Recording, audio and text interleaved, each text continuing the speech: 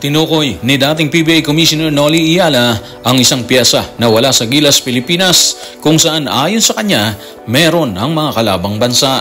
Ibinandera naman ni Coach Tim Cone ang mga pangalan ng ilang players na gusto niyang makasama sa hanay ng pambansang koponan at ang posibleng problema sa kaso ni Benny Boatwright na kinukuha ng Gilas bilang naturalized player. Tutukan po natin ang lahat ng yan, pero bago yan, pakisubscribe, like and share na lang muna para pareho tayong updated. Halos 2 araw matapos ang interview kay Coach Tim Cone, tinukoy ni dating PBA Commissioner Noli Iyala ang nawawalang piyesa sa Gilas, Pilipinas. Piyesa na ayon sa kanya ay importanteng sahog ng pambansang koponan. Narito ang kanyang pasabog. Tutukan natin si dating PBA Commissioner Noli sa kanyang official X or Twitter account. Sa dami ng mga potensyal na batang talento ng Gilas para sa inaharap, may isang mahalagang sangkap na nawawala. Isang karismatiko at matatag na leader. Noon nagkaroon tayo sa katauhan ni Nakaloy, Ocampo, Tembong, Jawo, Fernandez, Calma, Alapag, Asi, Castro, Gabe at iba pa. Lahat ng magagaling na koponan ay may ganitong klase ng leader. Sino kaya magsi-step up? Bingo tayo doon, di ba? Yun talaga yung nawawalang piyesa sa Gilas, Pilipinas eh. Wala tayong matatag na leader sa loob ng court. Sa hanay ng pambansang koponan in general, di ba? Kung dati, andyan yung mga binanggit ni dating PBA Commissioner Noli Iyala. Ngayon, matumal tayo sa ganung aspeto. Mahirap mang aminin, pero yun ang totoo, di ba? Wala tayong court general, sabi nga nila, yung player na kayang dalahin ang kanyang team sa isang pasabog para maungusan ang bumabanderang kalaban. Malala ko lang nung time na namamayagpag ang Alaska, grabe ang ginagawa ni Johnny Abarrientos noon. Siya talaga yung masasabi natin na heart and soul ng koponan. Bagamat marami silang star players sa team na yon nung time na yon. Pero hindi maikakaila na dinadala niya sa ibang level ang Alaska kapag meron silang laban talaga. Sa Gilas, Pilipinas, base na rin sa obserbasyon ni Kume, wala pa tayo sa ngayon ng ganung player. Kaya ang tanong niya, sino magsa-step up? Sino ang tutugon sa hamon, di ba? Hindi naman tayo kulang sa player pero yung magbibigay talaga ng spark sa team kapag ginugulpi sila ng kalaban ang kailangan natin sa ngayon.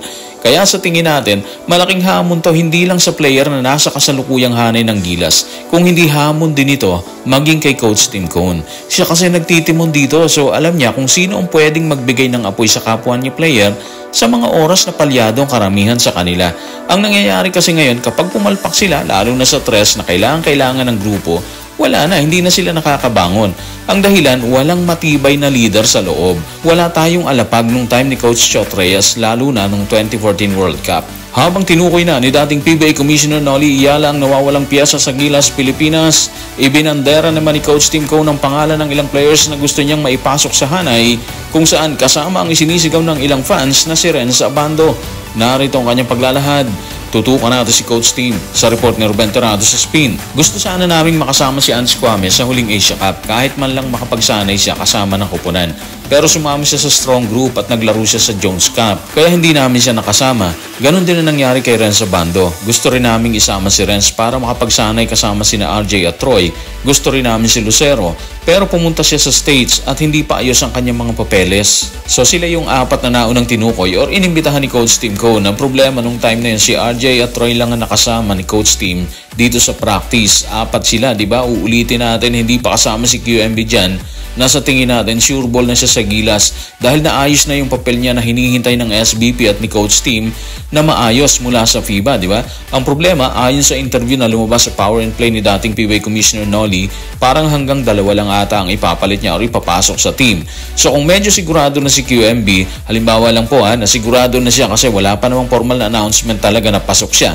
Ibig sabihin, isa lang ang pwedeng makuha sa 4 na sina RJ, Troy, Kwame at Renz. Dahil lang kasi ni Coach Tim Cone yung continuity, yung pagpapatuloy ng kanyang programa. Kung kasi papalitan mo sila or kung marami siyang tatanggalin sa hanay, halos mawawala na doon yung sinasabi niyang pagpapatuloy, di ba? Kaya parang ngayon pa lang, base sa kanyang pahayag, alam na natin na magiging kabuuan ng Gilas, Pilipinas sakaling maipasok niya ang 2 players na gusto niyang ipasok doon. Uulitin ulit natin posibleng kasama na si QMB dahil sabi niya, kung nakasama nila yan sa Asia Cup, maganda raw sana at nakapagsimula na sana siya.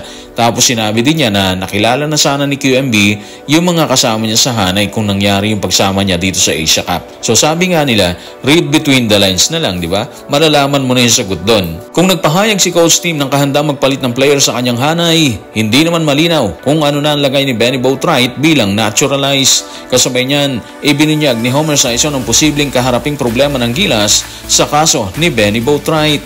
Narito ang kanyang paglalahad.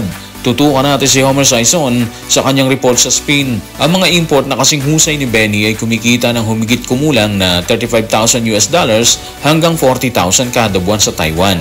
Kung maganda ang kanyang magiging laro at mapatunayan niyang hindi naapektuhan ng kanyang napunit na Achilles, maaari pa siyang makapaglaro sa ibang liga para sa mas malaking kita. Sa kabilang banda, ang mga naturalized player ay karaniwang tumatanggap ng signing bonus agad at may sahod na hindi bababa sa $20,000 kada buwan sa bawat kontrata, ayon sa isang FIBA accredited agent na nakausap ko.